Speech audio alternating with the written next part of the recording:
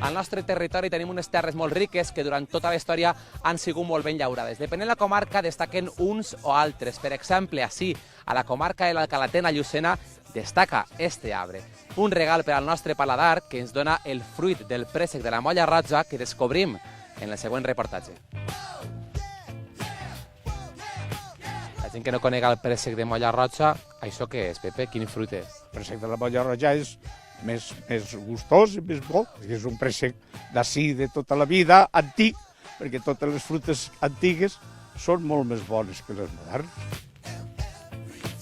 És molt dolça, té un paladar molt diferent al melocotó tradicional perquè té la carn més carnosa, s'obrís de l'os, és un altre tipus de melocotó. Així la gent se l'estima molt. Esta fruita, sobretot el préssec de la molla roja, és una fruita molt demandada. Què ha de tindre? Quines bones condicions? Que sigui el terreno més gelat. Quan més gelat el terreno, millor. A l'ombria, a les ombries. És un llegat que també ha de deixar a la família. Claro, que tenen afició, venen a ajudar-me i els agraï. Però el que passa que es toca treballar.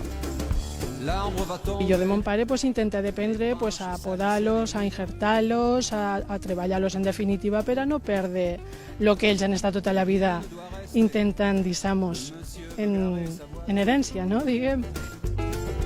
Mon pare sempre diu que l'armeler és un arbre que té molta força, entonces, com és més resistent que el propi presseguer, el que fem és injertar-lo en el peu del armeler, injertem el braç del presseguer i després ja se fa un arbre normal, la part de dalt és presseguer i la part de baix és armeler.